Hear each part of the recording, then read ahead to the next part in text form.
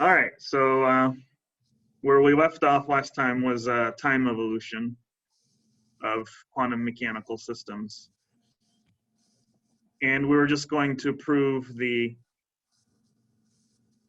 Schrodinger equation from first principles, basically just by thinking about what time evolution should do, you can derive Schrodinger's equation. Just by pure thought, there's no, that's the amazing part of relying on the mathematics and seeing where it takes you, is that you can, just by thinking about what should physically happen and then using the mathematics, you can derive, equations that we use all the time. Usually without, we use Schrodinger's equation, but no one's probably ever shown you why you're doing that, or, where it comes from. But okay, so according to our postulates and what we know about quantum mechanical states, we saw that, if we were to have an evolution of a state, then it should be done by some operator that's unitary, that takes you from some initial time t0 to a final time t. And it takes your initial state and evolves it in the following way. And then we logically also concluded that if you have an intermediate time that you evolve the system to, it shouldn't matter, if you evolve it to an intermediate time or you evolve it right away from an initial time to a final time.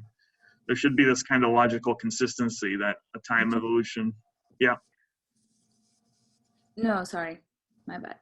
Was there a question? No. Okay. And so we concluded from this that if you take a time evolution and you evolve it backwards to the time that you started, then you better get the identity back. And from there, we concluded that if you take the dagger of some time evolution from t to t0 or vice versa, then it's the dagger is just the inverse time evolution, as if you evolved the system backwards in time. So these are the kinds of properties that that we considered. So now let us take this equation right here, and let's try to see what it means. We can actually just take a derivative with respect to time of this thing, and we can start thinking about what happens when you take the derivative. So what happens? Well, when you take a derivative with respect to t, there's only a t over here, so this becomes dtu t0, and then this is phi of t0. This doesn't depend on t, but that's not very convenient because we want to derive a differential equation, so we should have this match this.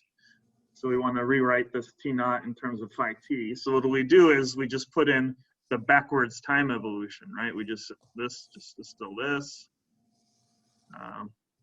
But here we just put u evolved, backwards from time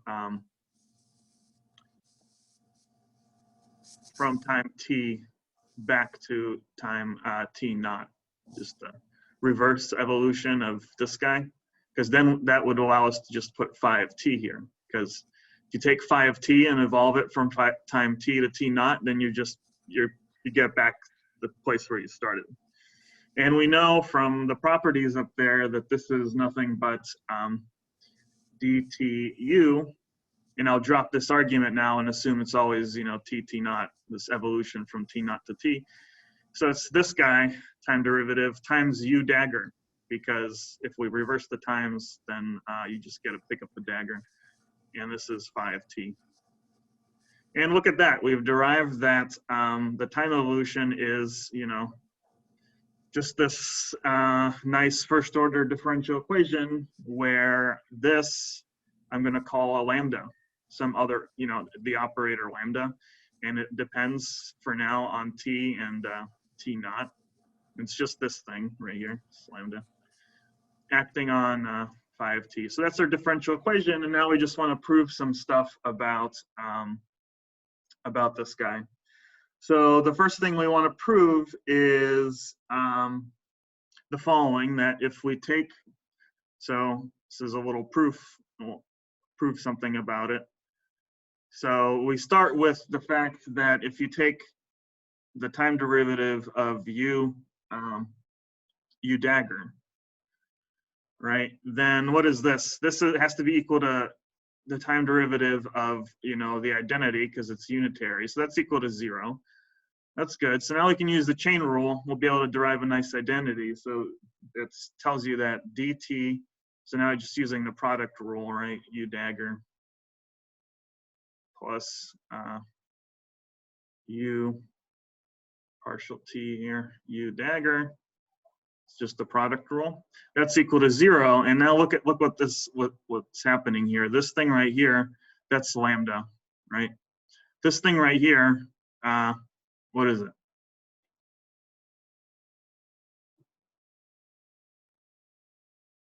What is it in terms of lambda? Is that lambda star? Yes, lambda dagger, right? Remember, Dagger, yeah. yeah, this is a Hermitian conjugate. Remember, when you take a Hermitian conjugate of a product of operators, you flip the order of operators and you put daggers on everything. So the u dagger dagger becomes the u, and this thing flips over the other side and becomes partial t u dagger. Daggering and derivatives, you can do them in any order, because the derivative, what's a derivative? Df dx, all that is you take the limit as, delta goes to 0 of f of x plus delta minus f of x over delta. So it's like a linear combination of things. So doing a dagger, if f is an operator, doing a dagger on this kind of thing, and that's perfectly fine, because since it's just a limit of some difference of operators, it's just, the dagger just distributes nicely. It doesn't, nothing bad happens if you dagger something with a derivative. So like, dt u dagger is just, dt u dagger. So, okay, but what does it mean? It means that lambda is equal to minus a lambda dagger. So it's anti-Hermitian, right? It's not equal to its Hermitian conjugate, it's equal to minus its Hermitian conjugate. So, so lambda, we can write it as I times some Hermitian operator. And to make the units work out, because, we have time over here, so we should try to, if we get the units, in fact, we could just leave it this way, but to connect it back to the Schrodinger equation, it's, conventional to add an h bar here. And we'll see that means you can interpret this Hermitian operator as something that measures the energy. But it doesn't matter. We could have called this whole thing, h. It wouldn't have changed anything about the Schrodinger equation. It's just a constant that you have. And so what do we find? Do we find that, oh, sorry, it's a little bit, the constant's in a slightly different place. So it's sort of opposite. So we can, so all right, so we're here, that we've proven that it's anti-Hermitian, and we can define now, right? We can define the operator h, which is I h bar lambda, okay. And so, lambda is equal to h over I h bar, or if you want, minus I h over h bar. And it's, h is some Hermitian operator. And we'll see later on that, it's a Hermitian operator that corresponds to measuring the energy of a system. But That's sort of beside the point. The point is that in the end, you find that this whole thing is equal to, now we can put the IH bar on the other side, and you get that the time evolution is just Schrodinger's equation. Just, you know, based on first principles of what time evolution should do to a quantum mechanical system. The only part that sort of fudged a little bit is this H bar, but yeah, you know, it's not, we could have redefined our energy to, you know, be in,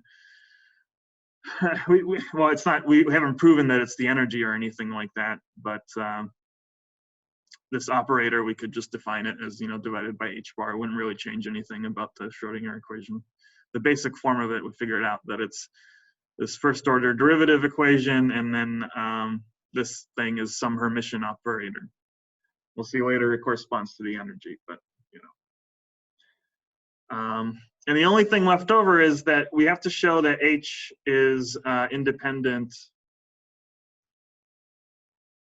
of your initial time. That's very important because so far we just showed this, and this is kind of, it's a bit of a problem because if it depends on the initial time, that would be, if we think about what we know about the Schrodinger equation, we know this is supposed to be a measurement of the energy.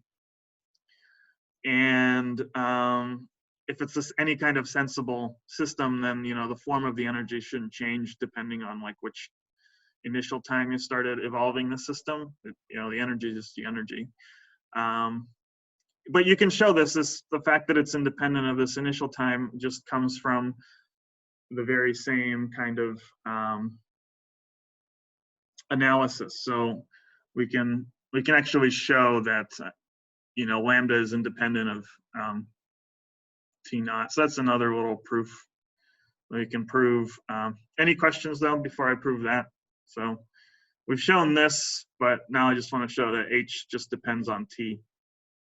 Just that time that you're looking at, not like the time that you evolved from. But any questions? So again, started with some very basic logical principles about what time evolution should do. And from that, we directly derived, you know, the form of the Schrodinger equation.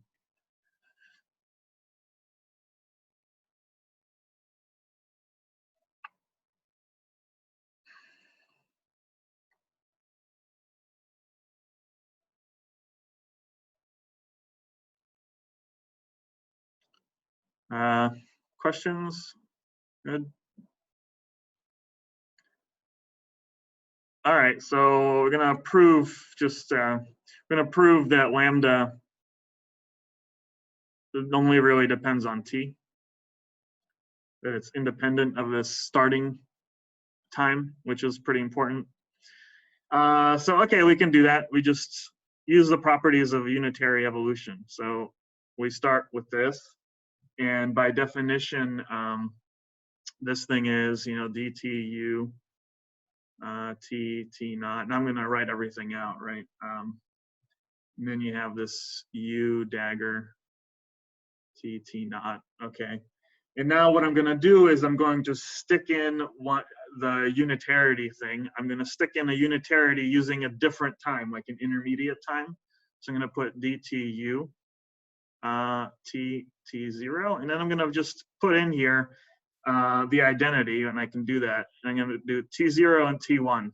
Could do whatever times I want, as long as I evolve backwards too and put a u dagger. That's just the unitarity thing.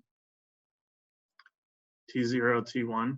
This whole thing is just, you know, the identity. And I'm left with this u dagger here, t naught. And now some nice stuff happens, right?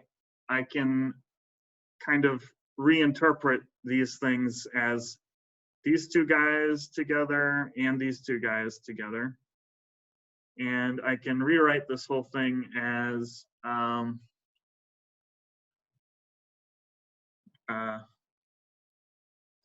dt acting on u t t0 and then u t0 t1. Can do that because this derivative only hits this t. It doesn't, this, from the point of view of that derivative, this is a constant. So I can pull these two together and pull out the derivative, doesn't change anything. And then over here, I can flip the order of these guys and I would get u t t naught, u t naught t1, the whole thing daggered, right? Because as I said before, you dagger product of things, you reverse the order and daggered everything. And what's this? This, we can use that property that we had up here, the, the property that you can introduce an intermediate time, and it doesn't matter if you have an intermediate time. The evolution from time t1 to t naught to t naught to t is just the same as the evolution from t1 to time t. And this becomes u dagger of, you know, the evolution from time t1 to time t. Same principle. This is just, it becomes an intermediate time. And what's this? This is nothing but lambda t t1.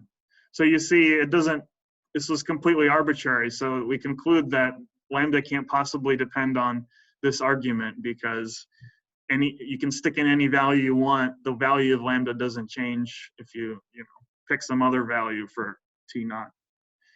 So you conclude that, you know, lambda t naught is only a function of the final time t. And from there, you directly go to this, you know, really the true Schrodinger equation, which is, you know, let me write it out in full glory, that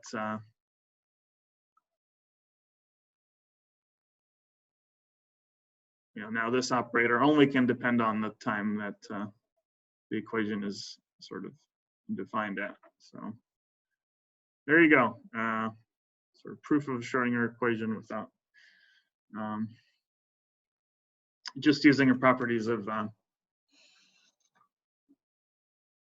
unitarity and the idea that if something is going to, if a quantum mechanical state is going to evolve in time, then it better preserve probability, that you know, it better preserve the norm of the vector in your Hilbert space. That is enough to tell you what the form of the Schrodinger's equation is. Any questions?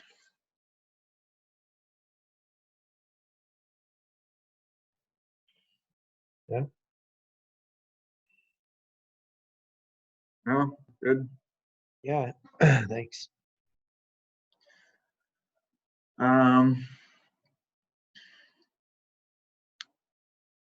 Let's see, what else? So the other important thing is, although lambda is independent of t naught, u in general will depend on t naught. So that's another important caveat. U is this nice combination, lambda is this nice combination of u's, but u itself can depend on t naught. We'll see more of that later, I guess. But I guess we should mention a little bit of something about this. So mention the idea of stationary states. And a stationary state is just one in which your time evolution really doesn't depend on your origin. It's one for which this u of t naught, it only depends on the difference in the times that you're evolving between. And you can show that this implies maybe this is something you could work out yourself. You can show that this implies that your lambda thing, that if you take the derivative of lambda with respect to t, that's equal to 0. So the lambda is independent of t also.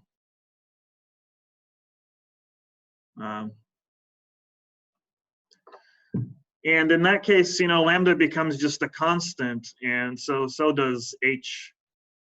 So your stationary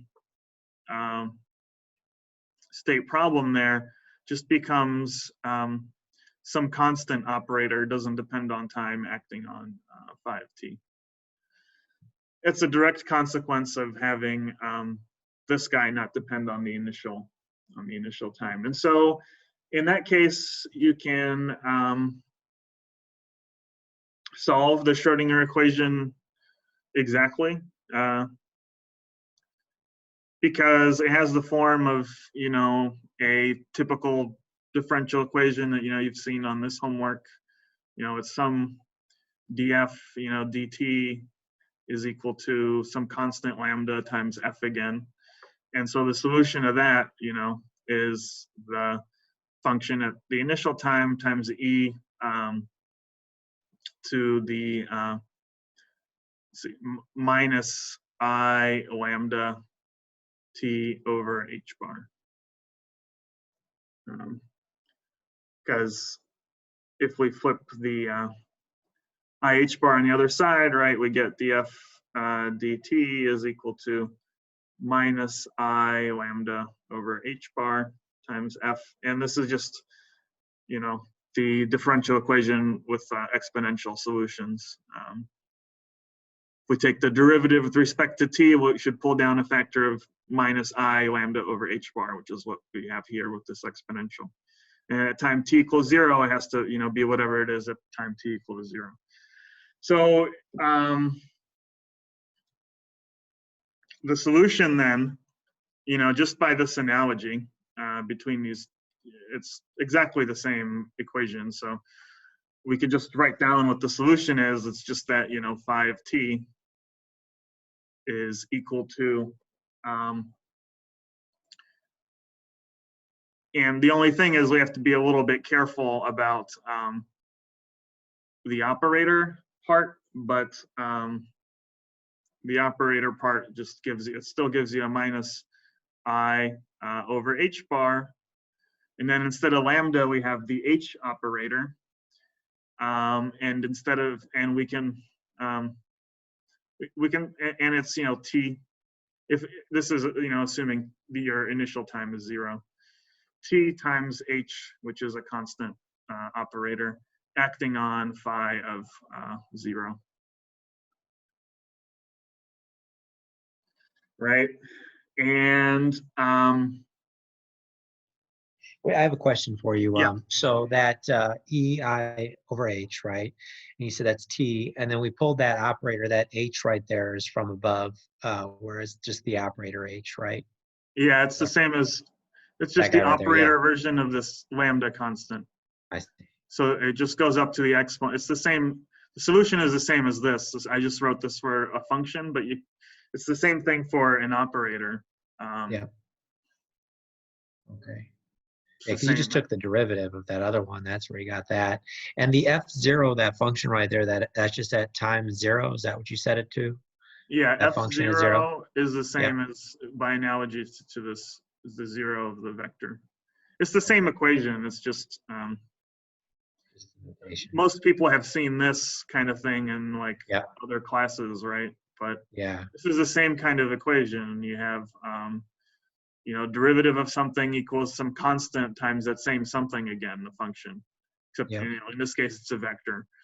But you can think about it as a vector of, if you really hate this in the sense that like, oh, this isn't, I want more details about how these are connected. Well, you can do that yourself by choosing a basis, right? We could have chosen a basis for H, your Hilbert space, and then you could rewrite this equation in terms of the coefficients of a basis, right? If you have 5t is equal to, what is this going to be? Well, it's going to be a sum over the basis times now some time-dependent coefficients for each of the components of the basis. And now you can just, instead of writing IH bar dt 5t, what you could do is you can write that as, you know, IH bar sum over m times the derivatives of these coefficients. And now these are just functions of time. And on the other side, you would get, you know, h acting on the little coefficients of m, the little coefficients there, right?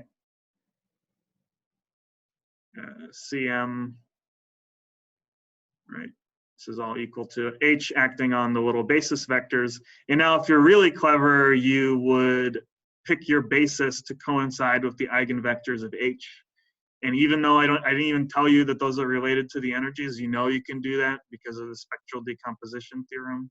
You know that any Hermitian operator, and I proved H is Hermitian.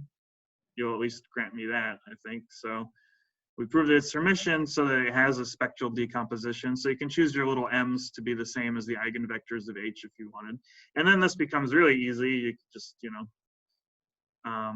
H acting on M just gives you the little Cm times, and I'll spoil the surprise, I guess, but these are the energies of the system, times M. And so now this is true for any, so now you have this equation, right? And you can take it and dot on the dot with another, with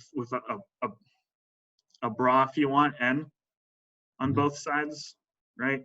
And then from here you would find that, you know, m dotted into n will just give you 0 except for the m that's equal to n in the summation.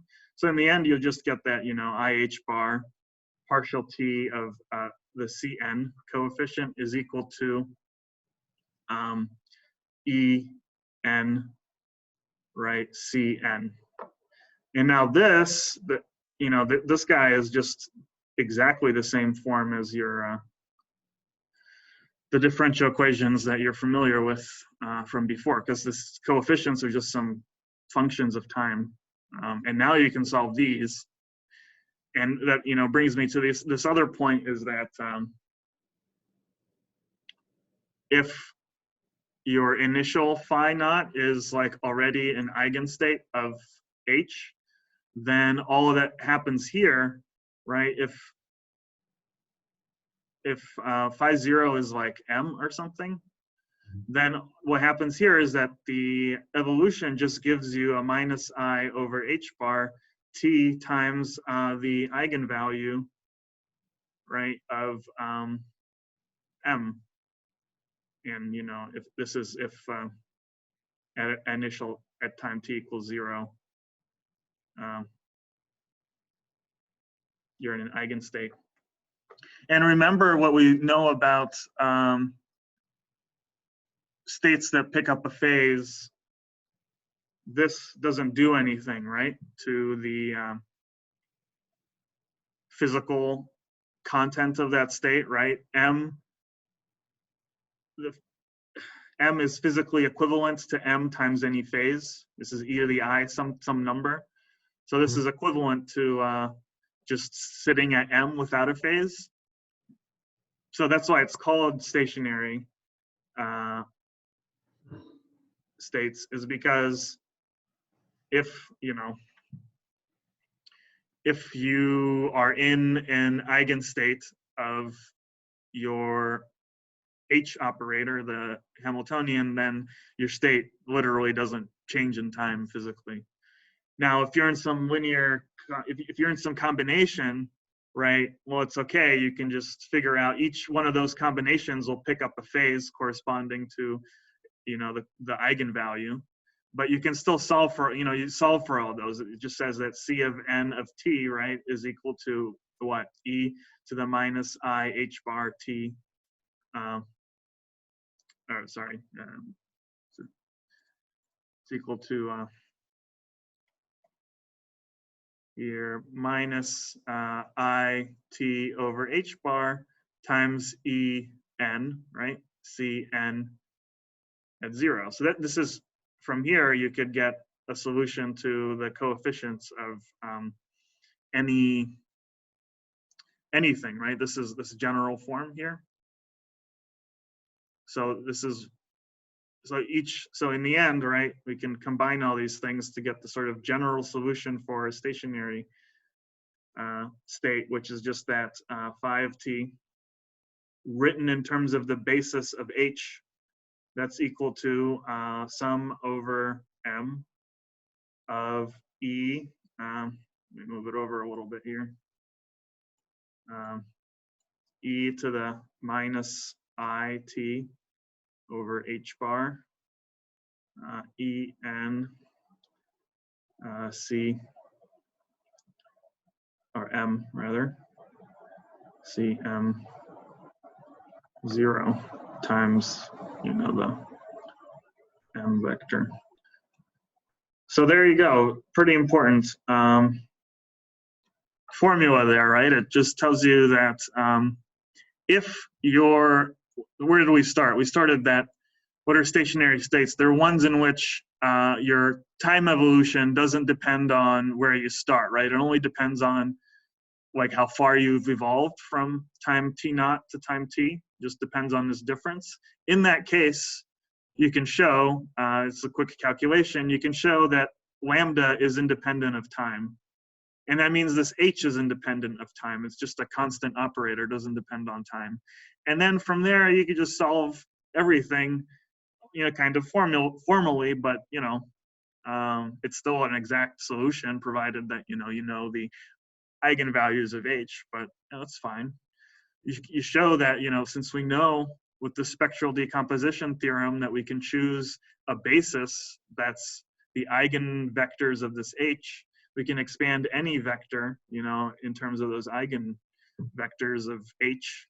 And we know that the time evolution for each of the coefficients in that expansion has to be just given by this simple differential equation, which we can solve immediately. We know how to do that. The solutions are just these exponentials.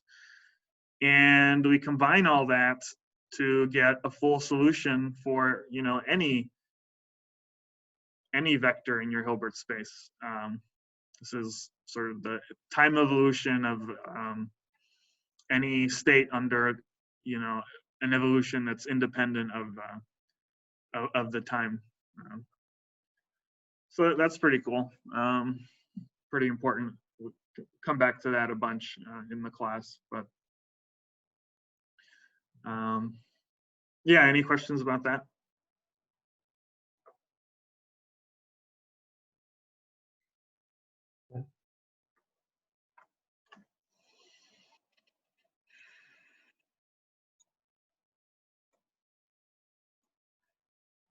In the notes, I talk a little bit about what happens when there's a degeneracy, but it's really not, it's not that important. This is the real meat of it, I think, in what we'll be using. If there's degeneracies and, we have multiple values for these we get eigenvectors that correspond to the same eigenvalue, we'll deal with that as it comes up, but it just muddies up the notation, I think. So it's better to think of it this way for now. I mean, all that happens is, maybe I'll just add it as an aside. If you have the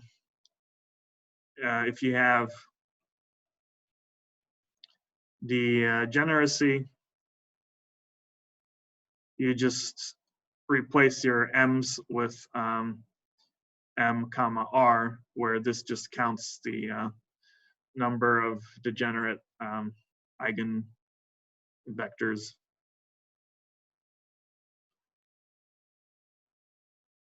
I think you talked about that last time too, when we were seeing ones that are duplicates. So we'd have our 1 and 1 and 2 and 2. And I did talk about it, but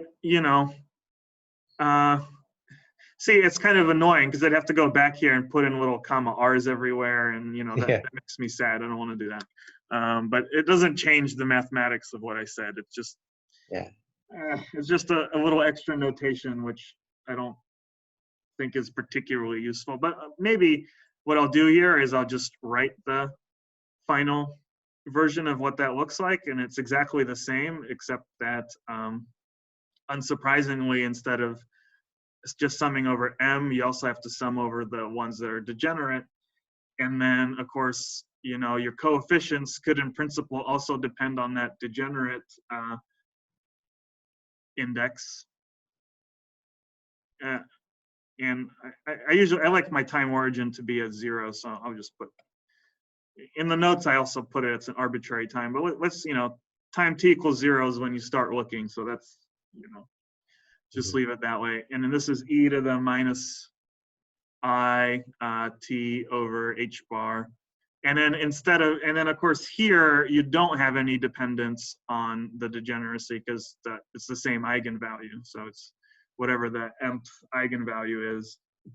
And then instead of m, you just put m comma r, right? And so that's, the more general. But it's exactly the same. See, it's the same, except you just stick in a little comma r everywhere. Everywhere there's a sum over states, right? This is you're summing over the states, the eigenvectors, eigenkets, if you want. And so you have to just include the degeneracy when you're doing that. But, it's not a big deal. The math is exactly the same. I don't want to put comma r places. Okay, any questions? So that's kind of covers the postulates. Zoom out here with all that we did. Remember where we started, just very basic logical principles, and we were able to derive, Schrodinger's equation, and we're able to solve it under these fairly general condition that, your time evolution doesn't depend on this operator h doesn't depend on t. Maybe I'll put the proof of this thing in blue in the homework. It'd be a good homework thing. Okay, but yeah, any questions before we move to qubits? Okay, so we went over in chapter 4.2 and 4.1 basically over these because we went over the postulates and the time evolution. Yep. And qubits is part of what? Chapter 3. We're going to go back to chapter 3 for a bit.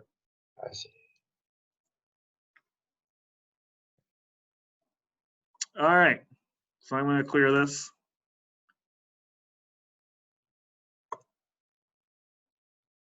All right, it's I don't know if the Zoom matters at all. Okay, so this is chapter 3, and I like to call it qubits. It's just n equals 2 Hilbert spaces. It's the simplest example of a Hilbert space. Well, technically the simplest example is actually n equals 1, but it's not particularly interesting. It's kind of like if you have, remember the dimension of the Hilbert space is like the number of distinct outcomes you can get for an experiment. Because remember the Hilbert space is generated by, the spectral decomposition of some measurement, Hermitian operator. And so like, if you're measuring, the spin 1/2 particle and putting it through a magnetic field and seeing how it's deflected, and you find like either it's deflected in one direction or another direction. So that's 2 different outcomes. So that's a 2-dimensional Hilbert space. A 1-dimensional Hilbert space would be like if you just keep measuring the same thing. So it's not physically very interesting. So what's and qubits, because a classical bit is a 0 or a 1. So it's 2 different outcomes, 2 different measurement outcomes. And so if you put a bit into quantum mechanical world, right, then you might want to call it a qubit. So it was coined by Ben Schumacher, who was actually a professor at Kenyon College, which is my undergraduate institution. He was my senior thesis advisor, actually. So I like that. I like using that word just because, you know, I'm nostalgic for Kenyon sometimes. So Nice. yeah. So I'm connected to this guy. He was actually the last student of Wheeler, who was also Feynman's advisor. Wow, that's pretty cool. But this guy is one of the sort of founding people of quantum information theory. So actually, he has a nice book. It's called like QPSI or something with with his collaborator from Denison or something, another liberal arts place. A lot of my kind of conceptual understanding of quantum mechanics sort of comes from him, obviously, because that's where I first sort of learned it. Yeah. It's nice to think about quantum mechanics as sort of the theory of, you know, information content that nature has, right? It's how much is it possible to know about a system, and that's unlike classical physics where, you know, it matches what we think about in our heads because we are in essentially classical objects. I mean, we think classically in terms of, you know, distinct properties of a system. You know, something is when we look in the world, you know, something is a particular color, something is in a particular location, has a particular speed, and that's kind of forms our worldview, but it's not really like that. The actual nature of reality is that there are no definite properties like that. It's sort of it's different, and you know, since we don't have good intuition about that at all, it's better to rely on the mathematics to give you guidance. That's sort of my philosophy of it, and that's why this class is sort of unapologetically mathematical, because that's what gives you the quantum mechanical intuition. There's no good way of just, you know, thinking about the world that will get you there. I don't think. You have to approach it from this mathematical place, and then hopefully build intuition about it over time using the mathematics. That's kind of another aside of sort of philosophy of how this class goes. But okay, qubits. There's two major examples that are covered in textbooks, and Lebellec is very ambitious and decides to cover both of them. One is photon polarization.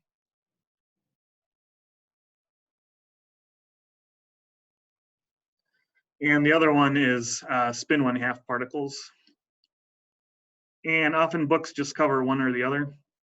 I think like this one, Sakurai mostly does, and he doesn't get to the polarization until later, I believe. But they're just two different systems that both can be described using a two-dimensional Hilbert space. So we'll start with this one, the photon polarization.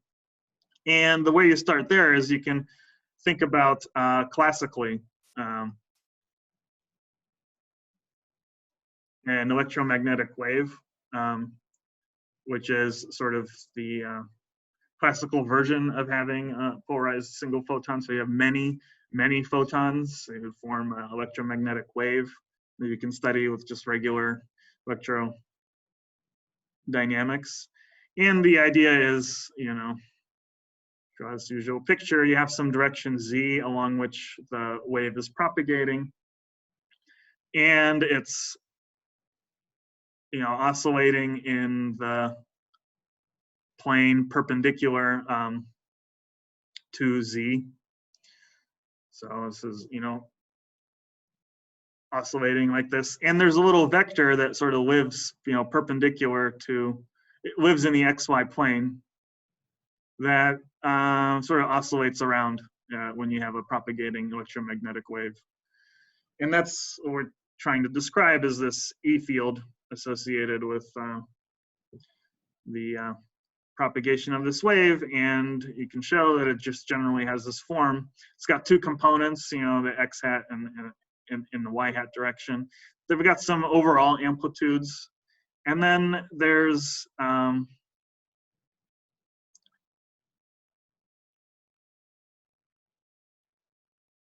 it has the following form. There's the angular frequency and the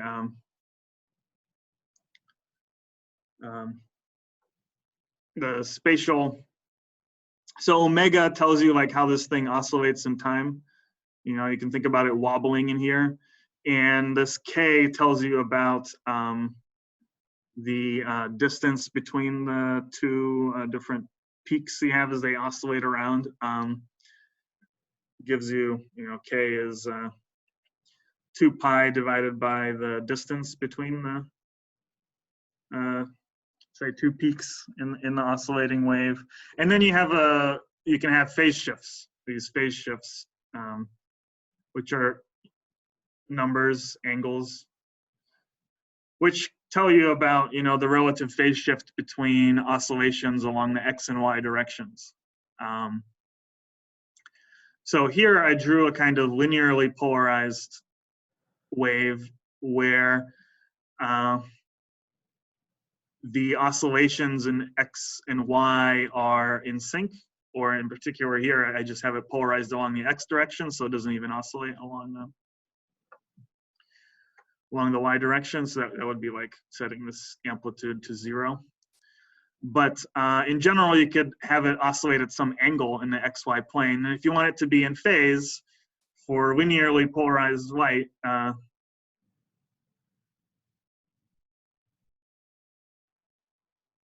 you would have that. So the first thing to mention is that you can always set one of the phases to 0 just by choosing your coordinate system appropriately, right? You can always set delta x equal to 0. You can just pick your z origin such that, you know, you subtract off this delta x. So you can always set this to 0. And then for linearly polarized light, for these two components to be to oscillate in phase, and, you know, linearly polarized light was just oscillating along some plane, or, you know, along some direction in in the xy plane. You could imagine it oscillating along some angle theta away from the x-axis or something. For linearly polarized light, then your phase shift in the y direction has to be 0, or pi, I guess, but that just gives you a minus sign. So that's linearly polarized light. And if it's not equal to one of those two values, then you can get, you know, elliptically polarized light, where the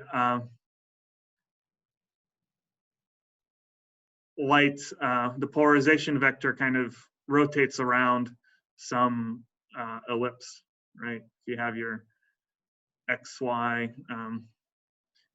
plane, and maybe I should draw this in blue since I have the blue coordinates. So you have your xy plane, and if I'm looking at the polarization kind of dead on, if the light's like shining into my eye, right, then there'll be some ellipse or a circle for circularly polarized light where the little vector, this is the polarization vector, it'll kind of, it'll rotate around.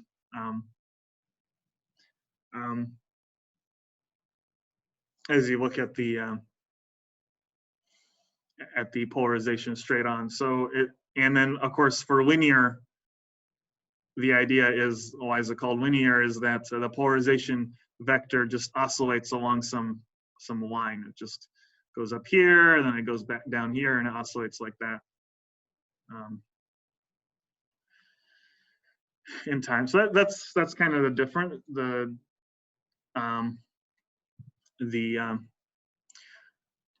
that's kind of all that can happen. And there's just a convenient way of writing this in terms of complex numbers. That's where the connection will come in. We'll see that, you know, we can think about a polarization of a single photon using the same complex number notation. And it's easy to sort of generalize. What you do is you recognize that this general form that we have here, I can rewrite it, right, as,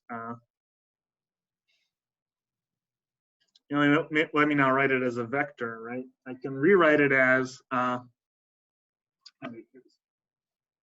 better way to do it, I can rewrite it as a vector of, well, I can have some overall magnitude, and then I could have, for a vector here, I would have cosine theta in the x component and sine theta in the y component. And these would just be the, so of course, the overall magnitude of E has to be, well, maybe I'll call this E naught or something, has to be E naught just by definition. And then you can think about, the magnitude along the x component, right? I could always write that as E0 cosine theta, and then along the y, it would be E0 sine theta. This is the overall magnitude along those directions, but of course it'll oscillate around in time. But so this, I'm just rewriting these things in terms of, instead of doing 0x and 0y, right, I can introduce theta in an overall magnitude and just rewrite the magnitudes this way. It's the same number of degrees of freedom to describe things, right? It's two different things and two different things here. But okay, it's like moving between Cartesian polar coordinates if you want. So cosine and theta, cosine theta and sine theta. And then here I could put the real part of something, and the real part will be the real part of a complex number. And I know from the Euler formula, that's e to the I theta. Remember, just like a little aside here, e to the I theta is cosine theta plus I sine theta. So I can, instead of cosines, I can write the real part of some exponential. And it's easy, it's e to the I, right? E to the I,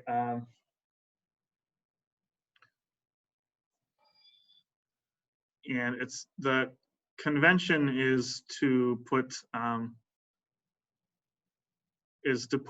little minus signs. It's to put if I put a minus sign here, it won't change anything because cosine is even function. So I think it's maybe more conventional to put minus signs here, a little bit like that. So anyway, it's kz minus omega t for that guy. And then, as I said, I'm going to set delta x equal to 0. So just going to have the kz minus omega t up here.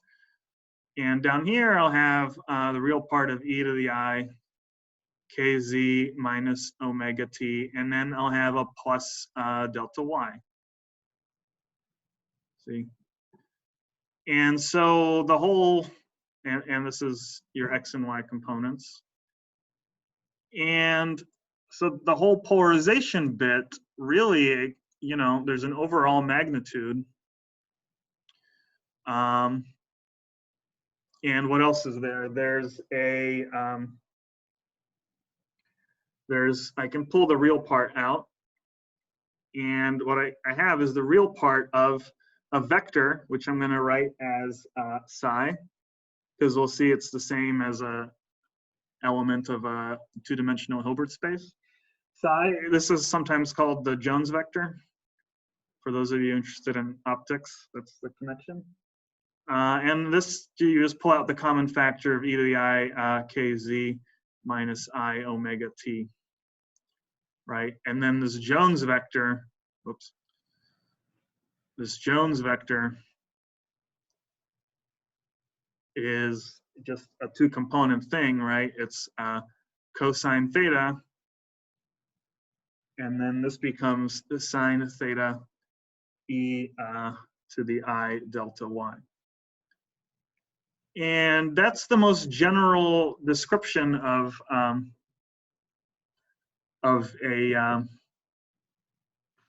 photon polarization, or if you want, polarization of electromagnetic wave, right? This captures linear polarization and circular polarization, sort of everything in between. Any questions about that? Yeah, sorry, I had how our office lights always turn off. So I had to stand up and walk away to try to get my light back on. Why did you not, you have on there I understand the EDI KZ minus WT, and we set the delta X to 0, like you said, that makes sense. But the phase shift for the delta Y, we did not set to 0. Why was that again? Could you tell me why? Well, you have one coordinate system, so you could always shift your Z around, your origin of Z, to make one of these 0, but then the other one can't also be like, where are you going to shift to make that one 0? You can't. I see. Not going to be that makes possible. Sense. Okay. Yeah, so there's always a relative difference, and it's that relative difference that tells you whether you get, if there's no difference, then the vector sort of oscillates in the same way along both directions. So that's linearly polarized light, right? If they don't oscillate in the same way, if they're out of phase with each other, then you can get this situation where the polarization vector runs around in an ellipse. And the most extreme version of that is where they're completely out of phase with each other, which is called circularly polarized, right? Circular polarization. And that's when this guy is plus or minus pi over 2. And you might be able to convince yourself that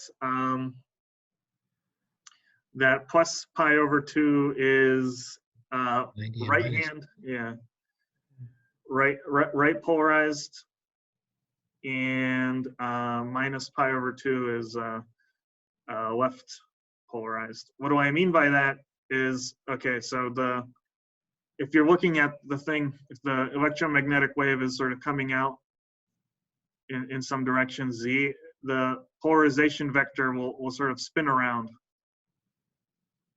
in a circle. Yeah. It'll just do this kind of thing. It'll oscillate around in a circle. And if you point your right hand, right, your thumb, you can see me in the video, right? So if you take your thumb of your right hand and you point it along the direction of motion, right hand polarized means the polarization vector is curling with your fingers around in a circle. That's right hand. Left hand is the same thing. You point your left hand along the direction that the wave is traveling, and if the polarization vector is rotating the way your fingers curl, then that's left hand polarized light. And then the difference in terms of the phase shift is just plus or minus pi over 2. Okay. So, and of course, for a circle, the overall magnitudes, in the x and y direction, they have to be the same. So this brings us to this idea that we can now use, so what is, we can just, this really is nothing but a vector in a Hilbert space, right? We can write this as, in terms of a basis, which is the linear polarizations along the x and y directions, right? I can write this like this. This is an element of a Hilbert space, where the basis is the linear polarizations along the x and y directions. Right, because if it's linearly polarized along like x, then the y component vanishes and vice versa. So like, if I go up here and this is just this top component and this is 0, then that's x, direction polarized light, or y direction polarized. So, any polarization can be decomposed into a complex basis. You need the complex part to capture the circular polarizations, to take into account the phase shift part, but this is any polarization can be written this way.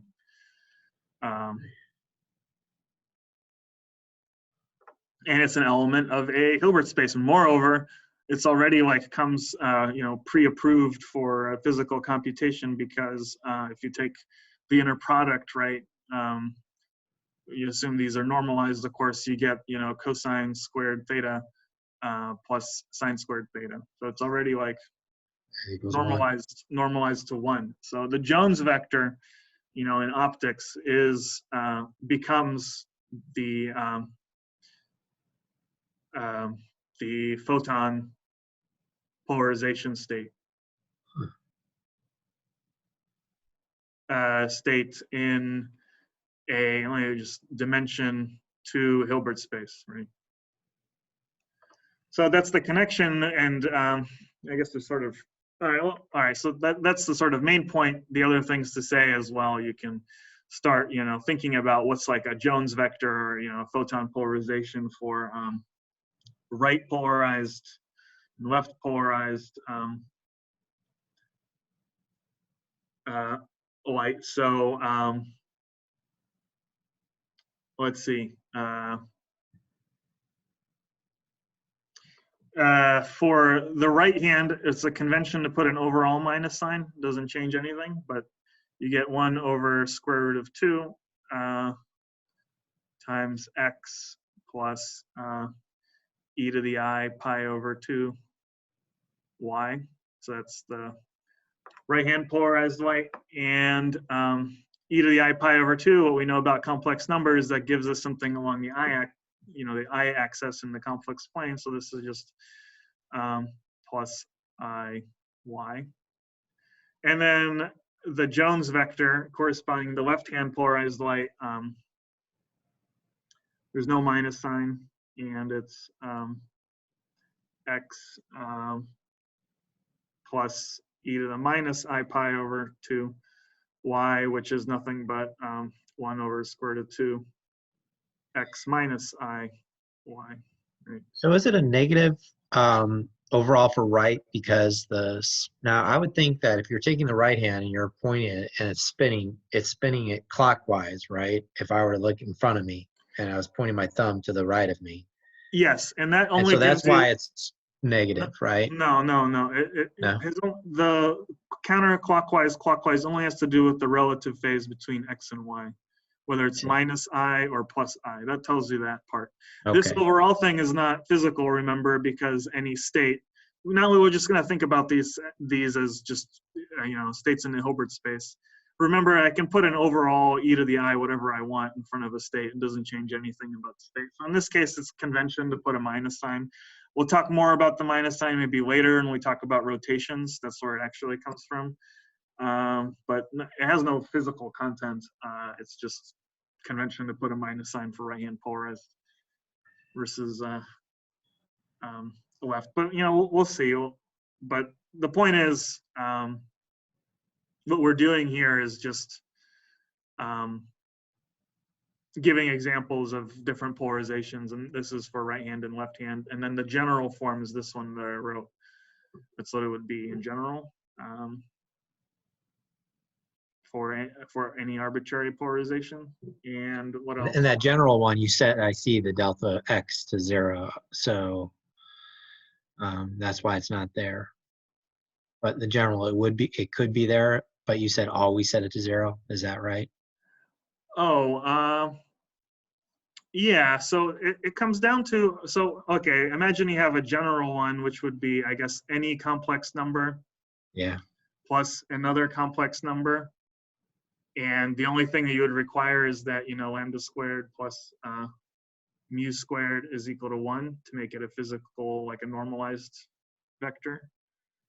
But if I write, you know, lambda as and you can always choose then for this to be a cosine of theta e to some phase, and, you know, you can choose mu to be sine theta e to some other phase, which I call, you know, but I can take this overall vector, right, and multiply it by e to the minus I delta x. And that doesn't, remember, it doesn't change the physical content of the vector. So that would just cancel this, and this guy would become e to the I, you know, delta y minus delta x, just a relative phase. Yeah. So I might as well just call this delta y, or, you know, the relative phase. So it all fits together. The mathematics we described for Hilbert spaces is the same as the mathematics for a Jones vector, which is the kind of point I'm trying to get at. They're different. Of course, a single photon is not the same as an electromagnetic wave. But the mathematics is the same for, using the Jones vector and using which we'll see. We'll sort of explore the consequences of that next time, I guess. We'll talk about photons in particular, single photons. But this is just a more convenient way of writing, the expression for an electromagnetic wave, which is here from E and M.